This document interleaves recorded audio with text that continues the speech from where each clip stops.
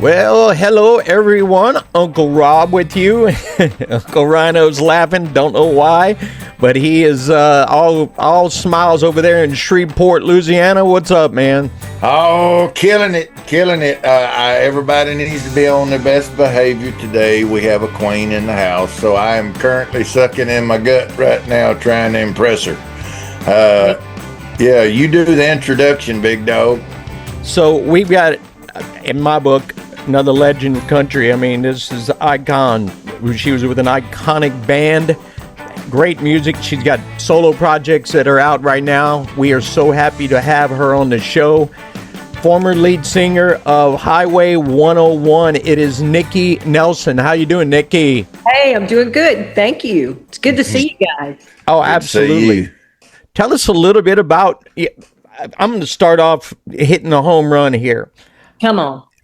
How did the whole Highway 101? How did you become their lead singer? How did that work? Always wondered for 20 years now how that happened, and I want to find out. Okay, well, I'm about to tell you. I grew up in Nevada. I played with my daddy's band when I was a kid, and we played all the casinos and weddings and, every venue that I could get into. We did that for years. And when I turned 18, I moved to Nashville. And I would have come sooner, but Mama wouldn't let me. She said, "Nah, you got to be grown first." And we all know in hindsight, 18's not grown, but I did it anyway. I jumped in my little green Datsun pickup truck and loaded the back of it with canned goods and quilts and moved to Nashville. All alone? Yeah, by myself. I had $75 in my pocket, which, and all my guitars, of course. But that got you a lot further down the road back then. Mm-hmm. So I headed to Nashville. I made a stop in Bee Springs, Kentucky, where my grandfather lived. And I lived with him, and I worked at a little restaurant up there right off the Bowling Green exit, and saved up money until I could get me an apartment in Nashville. And I moved to Madison, and I spent every minute that I wasn't working 2-3 jobs to, keep myself afloat. I spent every minute listening to country music in some of these amazing bars with amazing musicians around. And I had a fake ID that said I was 24 years old. And I can't even remember how much I looked like the girl, but it got me by. So. And were you still 18? I was 18 till it wasn't, but I used that ID as long as I could. But I went to places like Gabe's and Broken Spoke and the Rose Room, some old iconic places that a lot of them are gone now. They've torn them down and built high rises. But I just hung around, and I'd sing every demo I could sing. I watched every band I could sing. I made friends.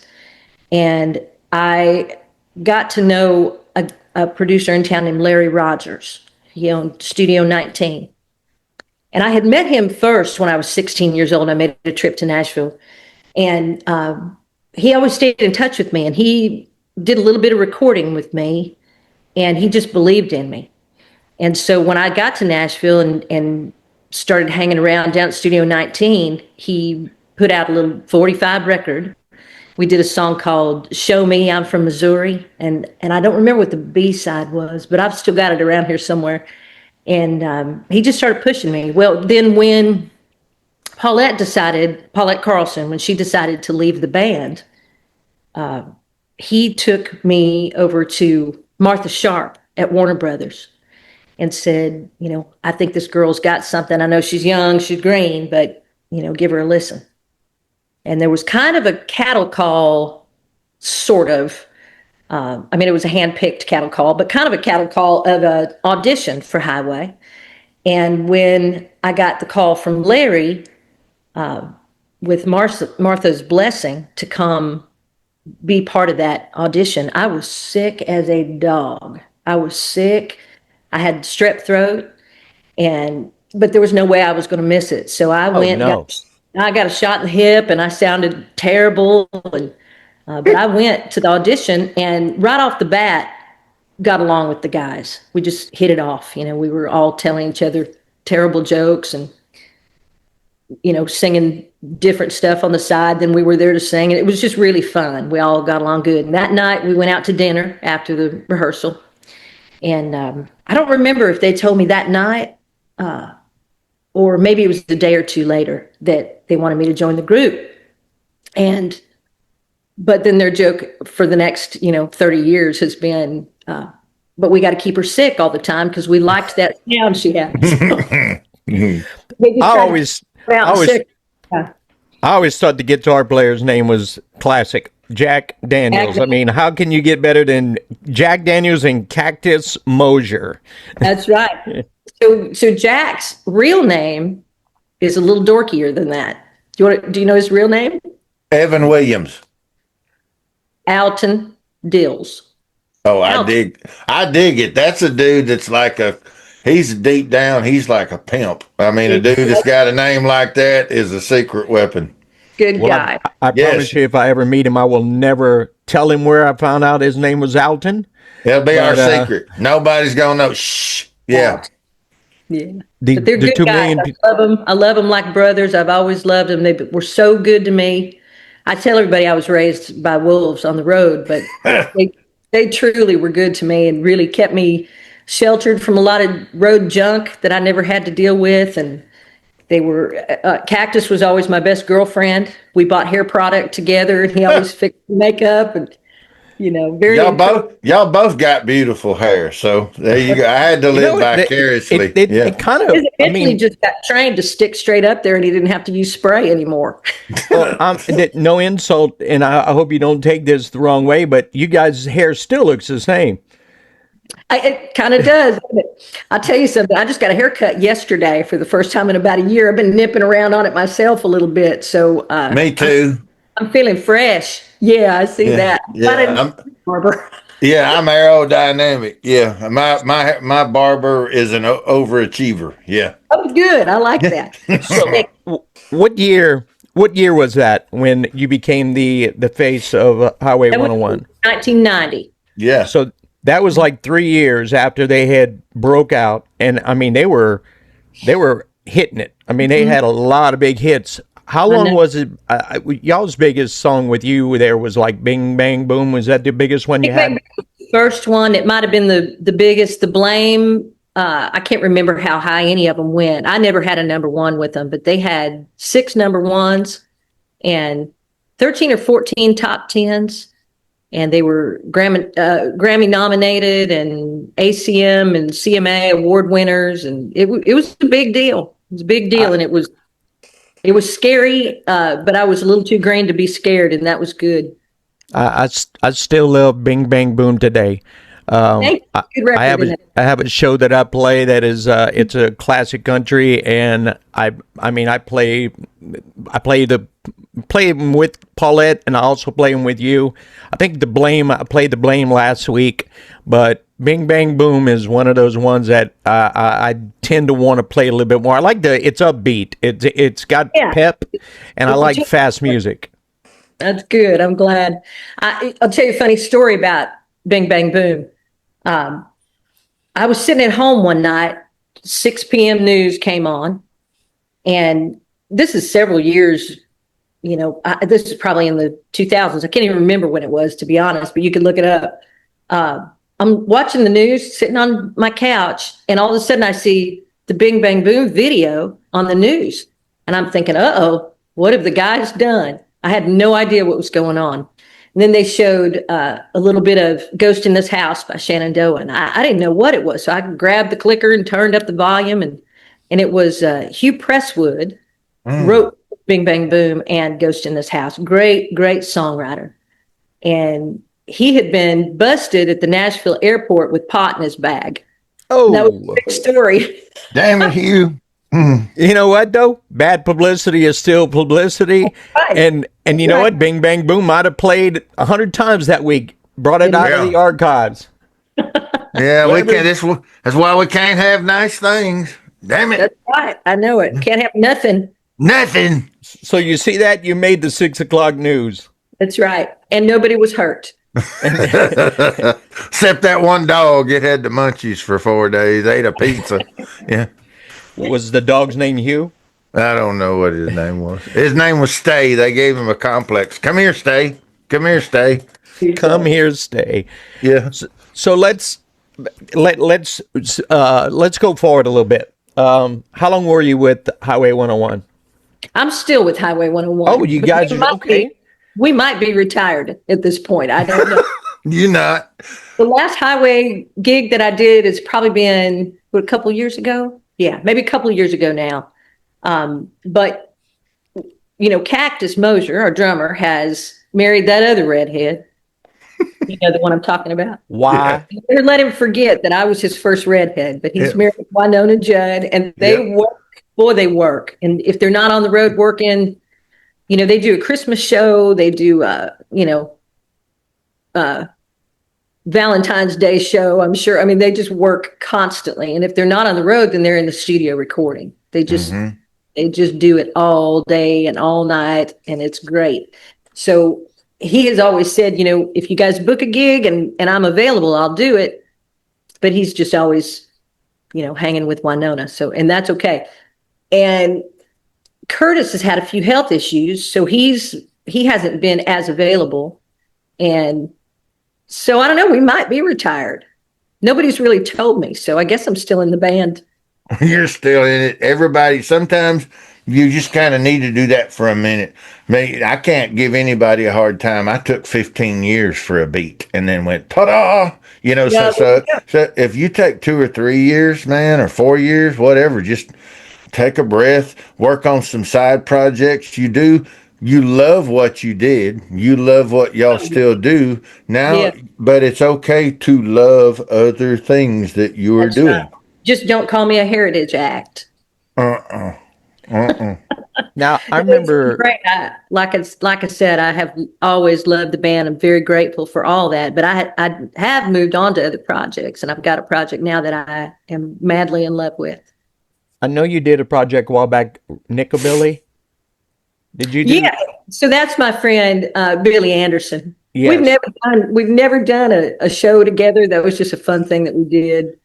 He was sending me. Y'all did 3 or 4 or 5 songs, and when it came out, he was in contact with me, and he was sending me the music, and I played it on the show a few times, and I tried to contact him a while back when I was having issues being able to find your contact. Thought maybe Billy could help me out, but he never did answer me back. So I hope he's doing well. And he is doing well. So you were talking about him and his wife. His wife Ginger worked for William Morris Agency for years. He played with Jeannie C. Riley. He played piano with her for a long time. He's a sweetheart. But he and his wife moved somewhere up northeast. I'm not sure exactly where they are. So tell us about this project that you're in love with. That's what the rest of the interview. I want to focus on that because that is I want to push your new stuff. So tell us all about that. Good. I would love for you to. So about 5 years ago, almost 6 years ago, I had a friend of mine, or just a brand new acquaintance, wanted me to do a demo for him of the song that he had written for Tanya Tucker. And I don't know if he ever got it to her or not, but I recorded the song, and this was right kind of at the beginning of COVID, and did that song for him. And then he came back and said, "Hey, do you want to do a video?" And I said, "Well, not really, but sure." I mean, a few COVID pounds on me, like we all did. Easy.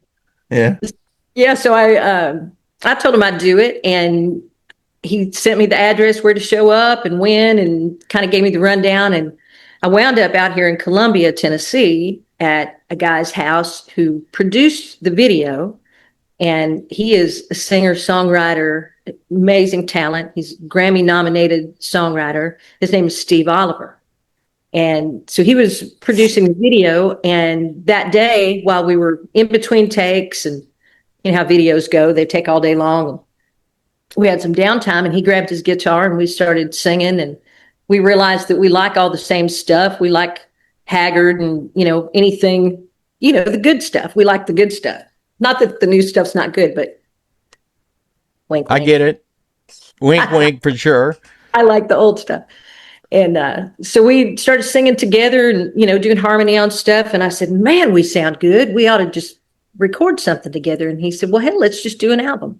So about 6 months later, we had an album put together, and it's absolutely my favorite project that I've been involved in. And it's very traditional. And we've got some kind of magic. I don't know what it is, but we sound great together. I love the name. I told Steve, I love those really cool names that, like a Fleetwood Mac or something like that, and when he's telling me Oliver Nelson, I was like, damn, that's cool. I mean, I can just see Nelson Oliver, but he won't go for it. Well, I mean, regardless, I see it don't matter how you switch it up. I see the branding, Good. Yeah, and that's the first sign right there of something that becomes iconic. There's no explanation. You know what it is. You see a symbol, you see a brand, you hear a phrase, a name, and you know exactly what it is. So the album is out? It is. Well, is it out? Is it still out? We're adding some to it. What we did at first was an EP, and now we're adding to it, and we're gonna re-release. We had it out for a minute, but we're putting it back out, and it's bigger and better. It's wonderful. You can. That's another cool thing. All the old laws of physics that used to be with the old machine industry, that no longer applies. You're can right. Put a single out 5 different times, and you rework it and respin it and read it. This is the acoustic version. This is the dance club version. This is the whatever. Yeah. Yes. Yeah, man. And with projects, with albums, you can put out a 13-song album, and it's like 5 that were, 5 that will be, and 3 that just cuz, It's kind of no. Oh, hold on.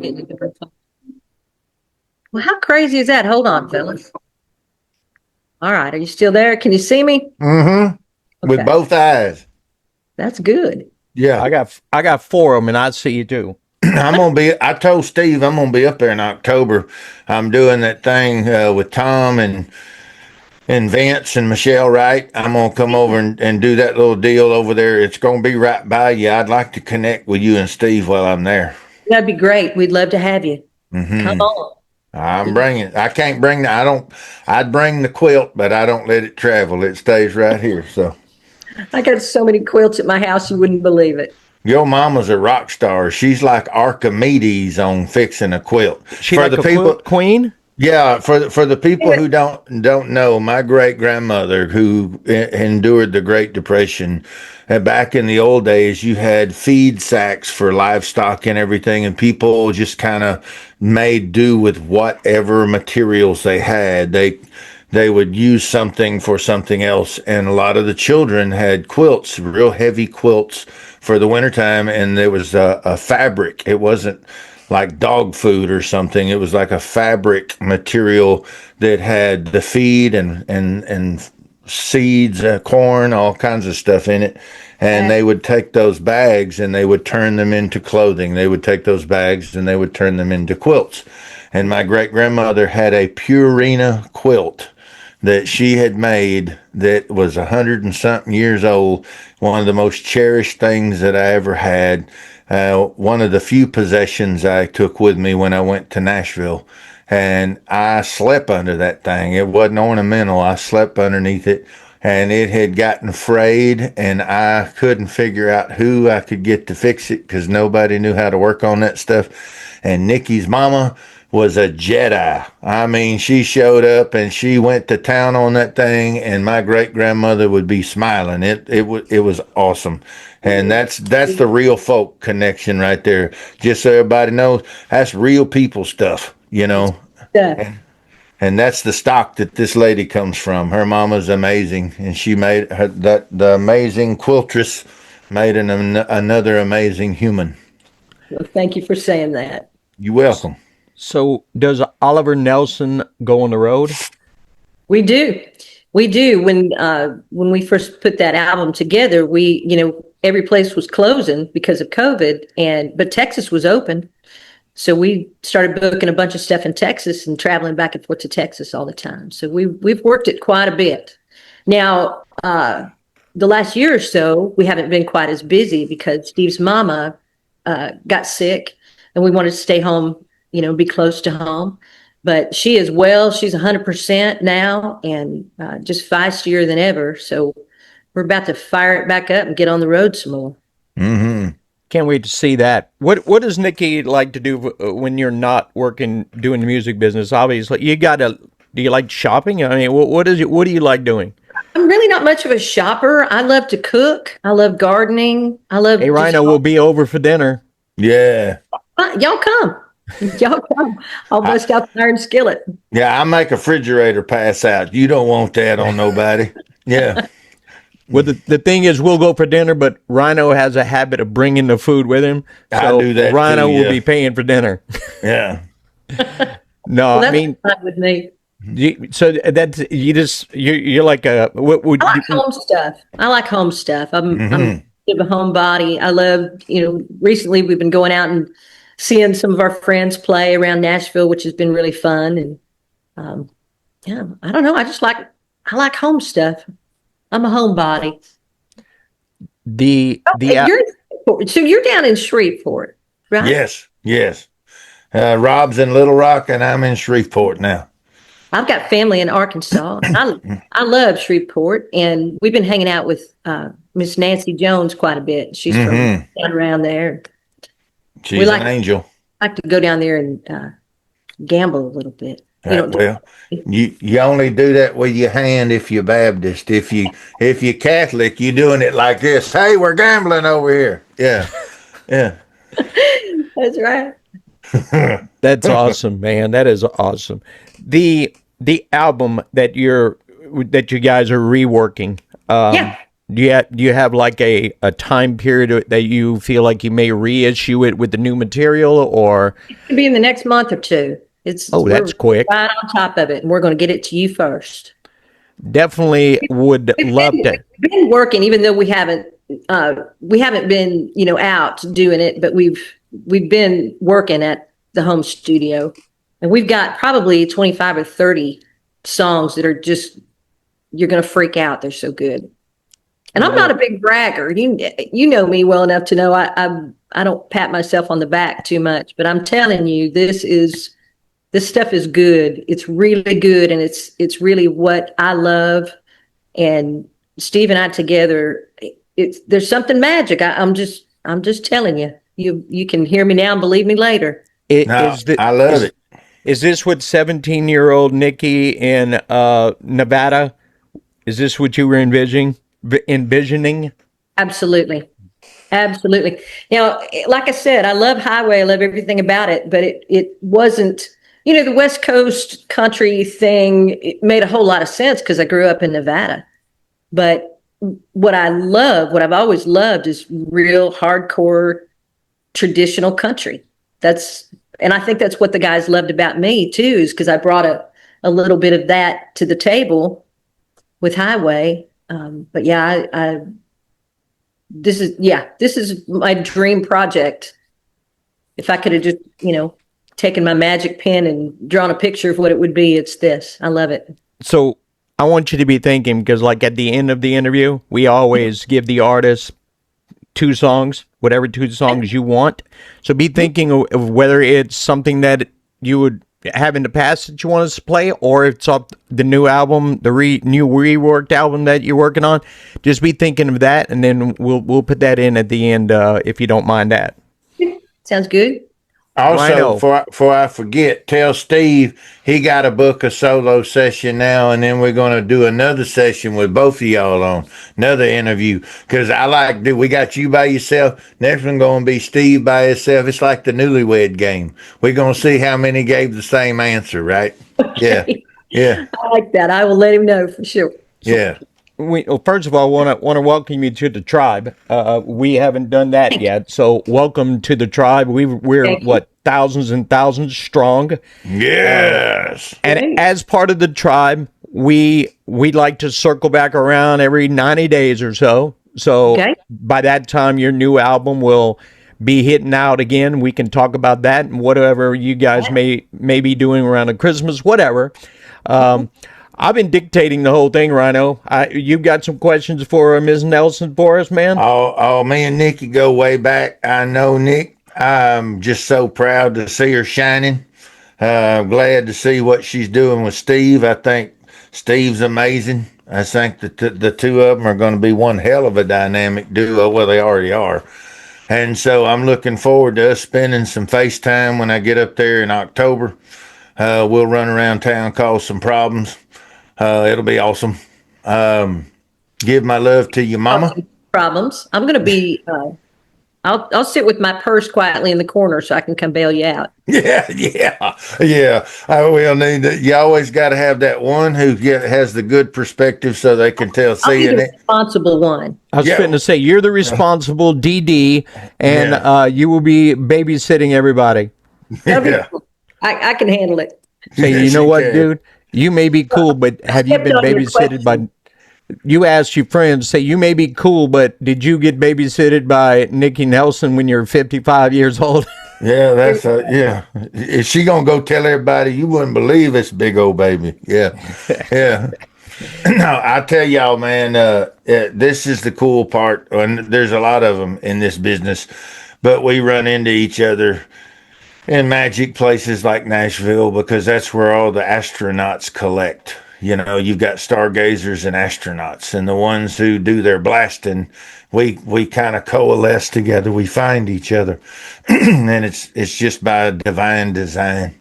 And the test of the true connections is when you can go 20, 30 years and you still sizzle and lock right back in place where you used to be. And I'm grateful. I'm grateful for the reconnect with Nick. I'm grateful for the introduction. And I knew Steve back in the day. We crisscrossed so much. We were constant. Do what? I said, that's great. You know, it's funny. When I first met Steve, we knew all the same people. We got all the same friends. I don't know how for all the years that he and I have both been in town that we didn't know each other until the last 5-6 years. It's really strange. I mean, a lot of really good, close friends that we were both close with. We didn't know each other for some reason. Never know. We might have had dinner in the same restaurant 100 times. And had the same co-writing partners. You know, Right. That's another thing that freaks you out is people you wrote with constantly, and then you find out when you weren't writing with them, this one was writing with them. You know. Right. Yeah, we've definitely got some friends like that too. Yeah. Interesting. No, I'm just real proud of you. That's it. I mean, if I summed everything up, there's highs and lows in life and in the business and in the industry and in the world.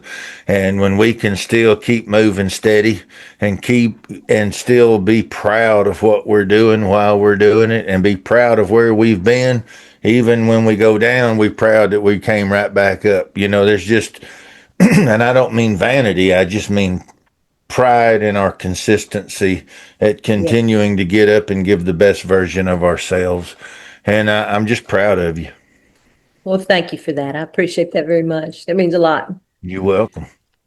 So this is the part of the interview I get you to promote whatever you're wanting to promote, like your website, your social medias, where they can connect with you for any merch you may have, any music, what have you. This is the Nikki Nelson infomercial, as I like to call it. What would you like to relay to the listeners? Well, it's kind of awkward timing because we're kind of rebranding everything right now, so we're kind of in between stuff. But I do want you to be on the lookout for Alabama Shine, which is Steve's company. It's kind of an umbrella company that handles a whole lot of things. Alabama Shine is a TV show. It's a whiskey. It's a moonshine album. It's all kinds of stuff that is all under the umbrella of Alabama Shine. So alabamashine.com. And that website is in progress, coming soon. And then if you go there, we're going to be able to you'll be able to hit a button and go find his music, my music, our music, and all kinds of stuff there. But in 90 days or so, when we circle back around, I'll have a lot more information and some more direct links for you on that. Beautiful. What is the name of your album? Is it Alabama Shine? That would be perfect. No, that's the Moonshine album, and I am on that, and Steve's on it, and we're on it together. But that's got a lot of different artists on it, and it's really good. But that whole album is Moonshine focused, and I don't know if I guess we haven't landed on a title for our album yet, but it's Oliver Nelson, and we're gonna blow you up with it as soon as it's finished. Maybe it could just be the self-titled Oliver Nelson debut album. Maybe the debut. Yeah, I ain't scared. Go ahead. I ain't scared. So here is the moment of truth. What two songs would you like us to put in the interview? You tell us what you want, and we're going to put it in there. Okay. Well, I think let's do an old one and let's do a new one. Is that all right? Why don't you play The Blame? Because it's absolutely my favorite song that I've cut with Highway. So country. And I'll tell you a funny story. My daddy passed away coming on 4 years now, but I used to tease my daddy with this song because Cactus Mosier and two other songwriters in town, their name is Paul Nelson and Gene Nelson, they all co-wrote The Blame. And my daddy's name was Gene Nelson, but he was not the co-writer. But I told people that he was. Just to tease him about it, And I say, Daddy co-wrote this song. I'd say it from stage, and he'd go like that and hold his head, and then everybody would call and want to borrow money from him for the next years. But I always loved The Blame, so let's do that one. Let's play The Blame, and then we've got one that Steve and I wrote together, along with a friend of ours named Taylor Craven. He's a great songwriter from down Mississippi. That is one of my favorite things, and it's called Two Hearts. And I'll get you Two Hearts. Well, Nikki, I just want to thank you for being here, gracing us with your Royal Highness. It was an honor to have you with us today, for sure. Well, thank you all. I appreciate your time. Ryano? Sending big love up north. Big love. Right Here back it up. is. Nikki Nelson with Highway 101 and Nikki Nelson with Steve Oliver for you right here. A double shot on the Uncle Show.